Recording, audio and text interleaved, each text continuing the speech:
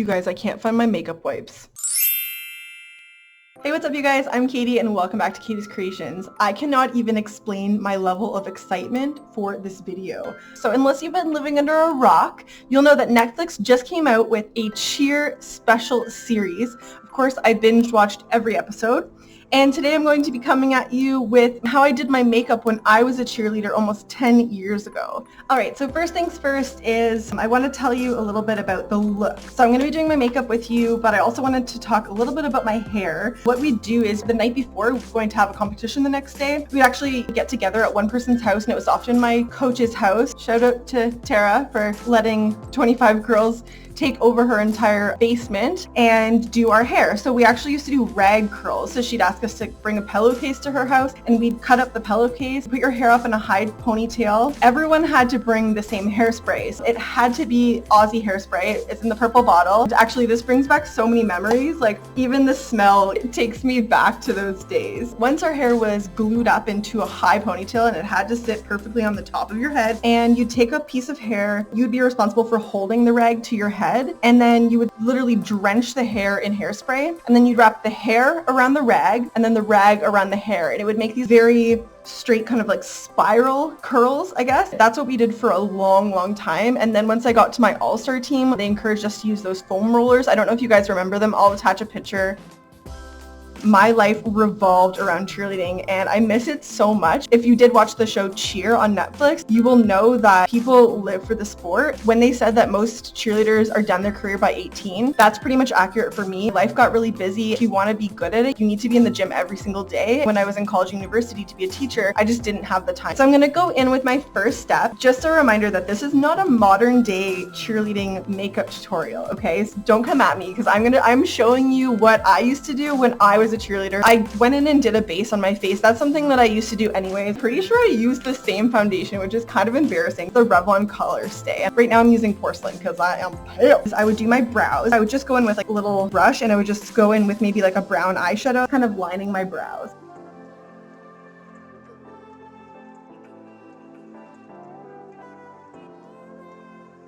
So I wanted to talk a little bit about the pros and cons of being a cheerleader. A pro would be a bond with the coaches. They basically become like second parents to you because you spend so much time in the gym with them. A lot of times my coaches were really hard on me. That was really good for my character. I'm going to go in with some blush. So I'm going to be using my Tarte blush. This is stage makeup, so we did wear a lot. Alright, so another pro of being a cheerleader was the fitness level. To be able to lift people in the air, throw them, and catch them. You just need to be really fit. If we dropped someone, then we would have to do like 50 push-ups. So I'm going to be attaching some fake lashes with my Duo Lash Glue. Another pro was this sisterhood aspect.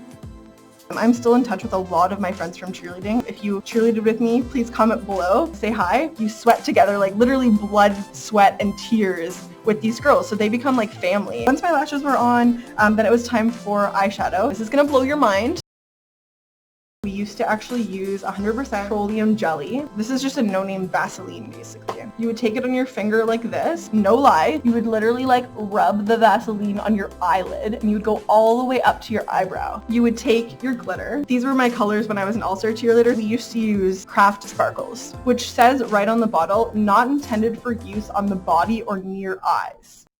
And I remember this one time this girl got them stuck in her eye, and that is so dangerous. You just like tap it on. Oh my gosh, this is bringing back so many memories. It just goes right into the Vaseline and it feels horrible. Nowadays there's like all kinds of glitter paste and like glitter base and stuff like that you can do. But girl, back in the day, I'm telling you, we did not have that option. So we got creative and you can't really blame us for that. Oh no, I think I went up too high. I'm gonna try using a brush.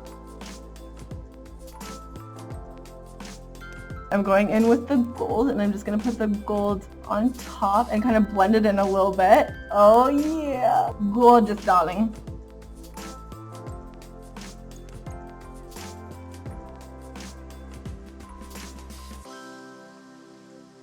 Okay, so there is the eye look. Sometimes I would go in with a liquid liner, and because my eyelashes were so thick and because of the sparkle, I didn't normally go across the whole lid, but sometimes I would just go in here and attach like the inner corner. I would do a little wing. What am I missing?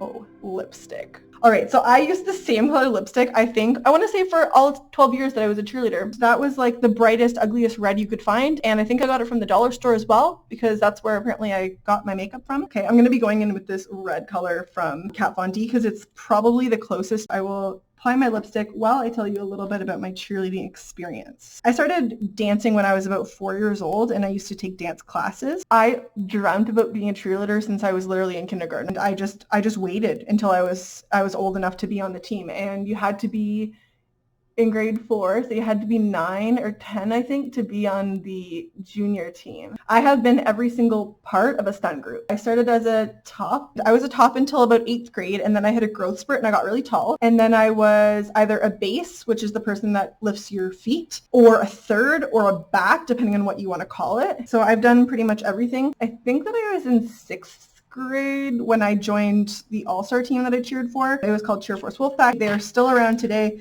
Shout out to Sharon and Chris and Frank. I had the time of my life cheering for them. I'm going to share some fun facts also about cheerleading that you might not know, and then I'm just going to finish off this look. My first fun fact is actually before you compete, before you go on stage, because you're breathing so heavily for 2.5 minutes, you end up getting really, really dry, and then it's really hard to smile. And because you need to have like a cheerleading smile or like, you know, making faces, you can't really move your mouth because you literally get so dry. You obviously can't drink water in the middle of your routine. So my coach taught me this trick, and then every single competition after, I actually did this trick. So I would take a little bit of Vaseline on my finger. This is so gross, guys. I would literally put it in here and like put it in around my gums, like this. And then I put it on my teeth as well. And basically that would make it so that your lips and your teeth were like slimy, so you could move them and then you couldn't make your faces. So 65% of all high school girl injuries come from cheerleading, which is kind of insane. One of the most memorable injuries that I had, so I did a basket toss.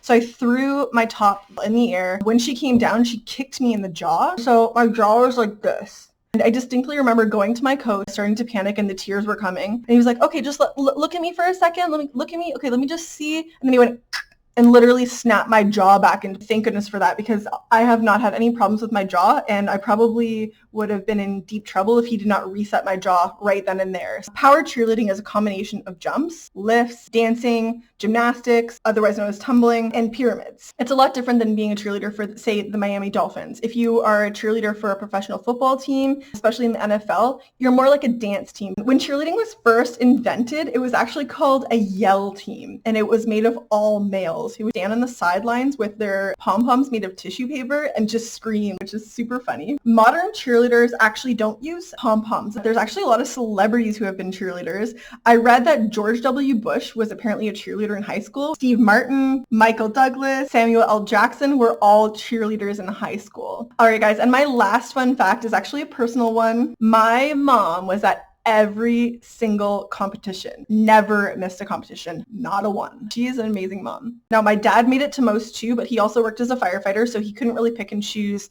when he was going to be, you know, saving lives. If you guys want to know how to win this bow, it's actually a bow from Jojo Sima. I think that's how you pronounce her name. I don't know. I'm super old and don't know who she is. But if you guys want to enter to win this bow, or I have another one of her bows, which is kind of like a corally color, please comment down below your favorite memory if you are a cheerleader. And if you're not a cheerleader, then you can comment below about your favorite part of this video. Thank you guys so much for watching. If you like this video, click the like button below. If you want to see more of my videos, please subscribe.